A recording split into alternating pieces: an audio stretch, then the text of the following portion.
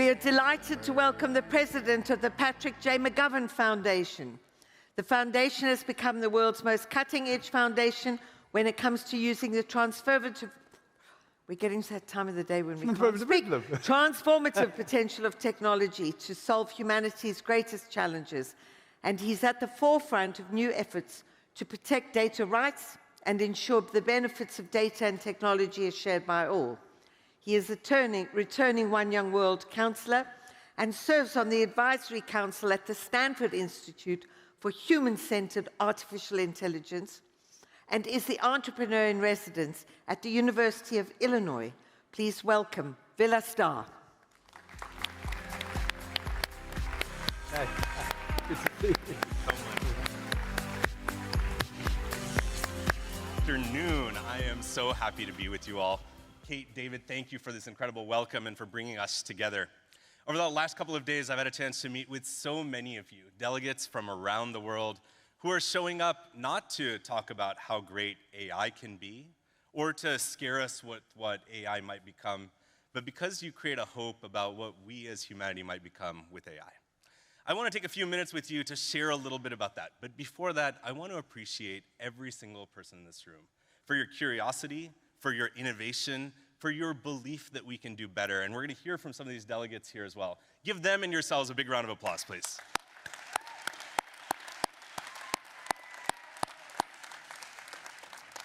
So with that in mind, I want to take you to a conversation I had with a group of young people, very similar to the ones in this room just a few months ago. I met a group of students who have built a tool to protect the ability for humans and elephants to live together in harmony.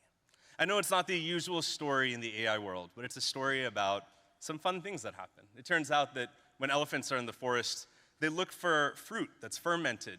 They go out and they specifically find it, they enjoy eating it, and because it's a fun image, they get a little bit tipsy. Now, a tipsy elephant is a pretty amusing thing, but also can be quite scary when you live in a village where your rice crops are right in the path of a tipsy elephant that's maybe looking for a midnight rave. But what these students did was they put together an AI solution that tracked elephant movement, that tracked what was happening in the villages, and built a tool that let them coordinate in harmony, to build an alarm that would help the elephants figure out where they needed to go. Now, here's the reason why I tell you this story. Because these students didn't come together because of a startup accelerator or because they wanted to be AI experts. They came together because they had an idea and a conviction and an interest that they could step forward and solve a problem for the communities around them. They just wanted to build something useful. So this idea that courage combined with intention can take us somewhere is at the core of the things I want to talk about today. I want to talk about the idea that in that moment that stayed with me, we anchored ourselves in a reminder of how courage and purpose can ripple far beyond the tools that we have in our hands. And as I watched them describe their work, I thought, this is what leadership looks like in our time. It's the power that doesn't grow from headlines or $500 billion investments or the fact that we seek the spotlight. It grows from conviction, from creativity, from care. And the good thing about it is their story to me and the work that I do around the world is never an exception. It's a glimpse into what our shared progress always has been. It's everyday people coming together to build something that can be truly extraordinary.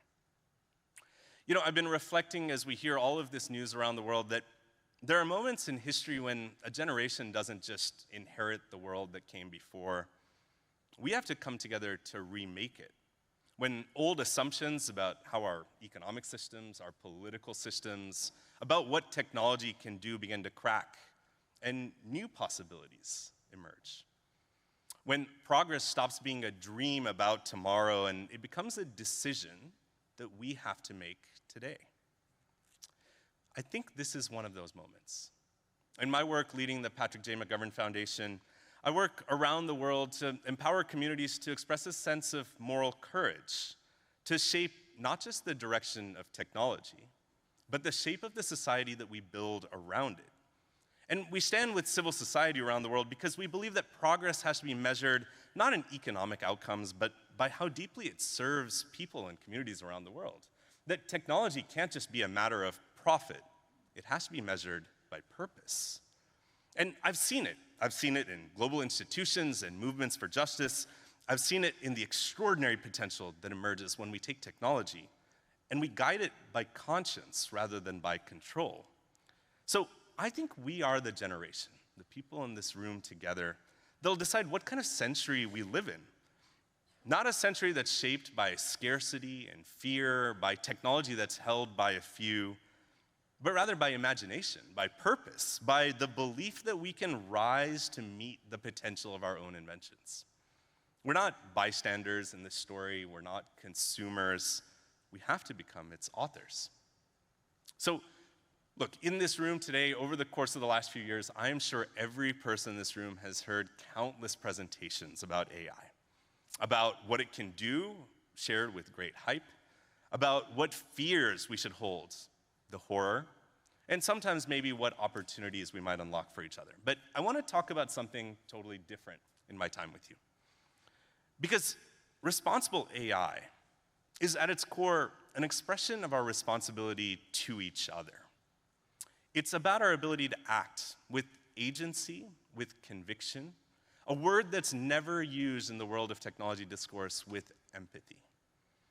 And what I found as I do this all around the world is conversations that start about lines of code or about model parameters, about the wonky bits of what AI is defined by, ultimately have to end with choices about moral courage, about human dignity, about what kind of society we want to build for and with each other. Now, look, I'm not trying to say that people aren't worried. Of course, everywhere I go, people ask, should I be afraid of AI? And I understand that fear. When new tools, new innovations come, they often come in ways that build new inequalities. And history teaches us over and over again that power, when it's left to its own devices, tends to serve the few instead of the many. But fear is not a strategy, right? It's never going to build the future that we need. And so the question before us isn't what AI will do to us, this doomerism that's out there, but what we're going to do with it. Because we know the future doesn't just arrive on our doorstep. It's built by all of us. So every generation inherits tools, and they're often tools that we didn't create. For the people in this room, and I feel this acutely, the internet for all of its promise, social media for all of its promise, have become tools that maybe haven't realized their potential, and yet we have to live with their consequences. But we know plenty of great stories across history where this went a different way, where the advent of the printing press gave rise to the modern democracy, where radio gave voice to those who are voiceless, who wanted to create movements for justice and freedom, where in the civil rights movement, in the fight against apartheid, and in modern justice movements, radio still plays a role connecting billions. And the internet connected us all, even as it tested our basic sense of confidence in information, in trust in community. So now we talk about artificial intelligence. We have this new power to see patterns that no individual could see, to solve problems that we thought were unsolvable, to amplify what's best in all of us, and only if we choose it to guide it that way. I've seen that choice in action all around the world. I've worked with young engineers in India that are using AI tools that they've built from the ground up to deliver healthcare to those who have never had access to a doctor before.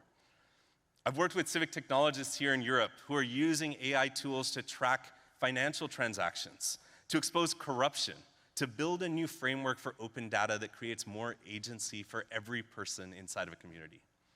And we've worked to create global coalitions like Climate Trace, the world's largest repository of climate data that allows nonprofits and civil society, but also governments and private institutions to invest money that builds systemic transformation in how we think about climate and its solutions.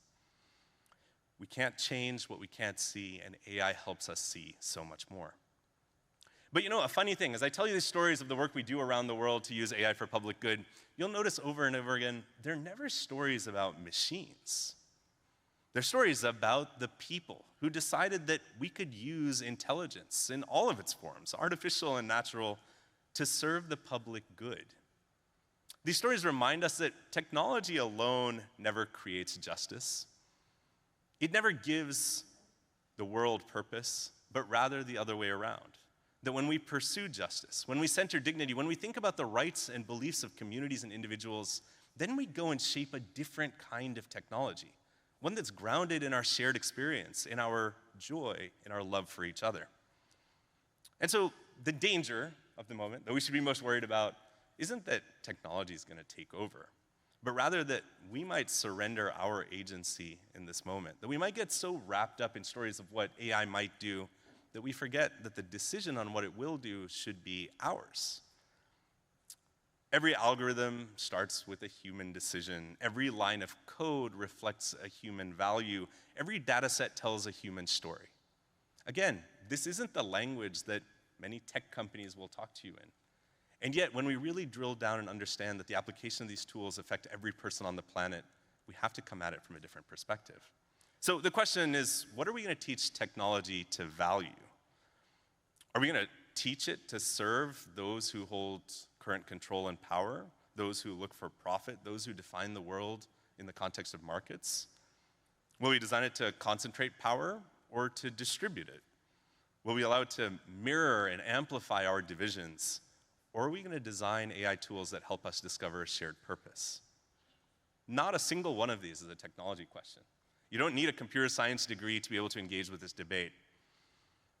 Instead, they ask us whether we can actually come together to build a world where innovation and inclusion actually walk hand in hand, where technology helps bridge the distance between the powerful and the powerless, where progress bends towards justice, not by chance, but because we choose to make it so. That's where the people in this room come in. I think we are the builders of this new century. And I think we hold more power in our hands, in our phones, in our devices, in our voices than any generation did before us to shape what intelligence means and to decide how it will serve all of us. But with power comes responsibility. And so here's my request to you all, is to use that power with courage, is to use it with imagination, is to use it to advance purpose. Because you come from every part of the globe. You come from communities that are represented from the most advanced technological societies to those who have been left behind by the evolution of the last decades. You're entrepreneurs and activists, you're artists, you're teachers. Together we are dreamers. And whatever path brought you into this room, I think you all share the same capacity to influence what decisions we'll make together. So design AI systems or ask for AI systems that solve real human problems. Not just how we sell one more product to one more community, but the kind that make everyday life fairer, safer, more dignified. The kind of solutions that include every person on the planet, looking to languages that haven't been represented. And I think we'll hear more about that from one of our incredible delegates. Solutions that protect villages and communities from sea rise using AI, that track and conserve the most endangered animals on our planet, that make sure that we include each other. Build tools that help a farmer protect a harvest, a teacher that reach every student in their classroom, a nurse save another life. Shape data systems that give communities real visibility, so they're not reflected only in commercial data sets, but so they can make their own choices and they can claim their own futures. Begin by naming what you stand for. Equity, transparency, human dignity, these aren't optional features of a technology system. They have to be the drivers of what we create. And I'll ask you, particularly the people in this room, to carry these values into every space that you inhabit. Classrooms and workplaces, companies and governments, because your influence can help bring alignment that we know is missing in the world today.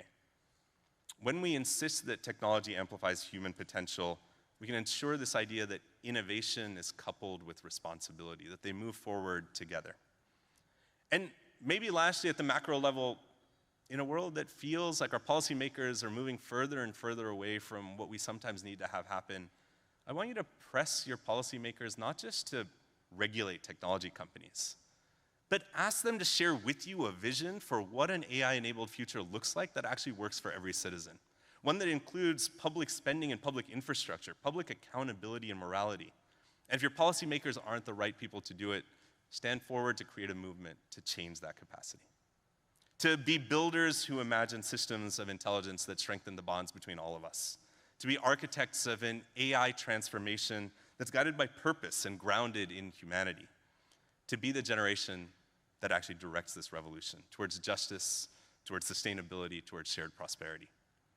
I've spent a few minutes with you and I've talked about AI, but you'll note again that very little of this conversation was about new products or new hype, about new headlines, about new servers.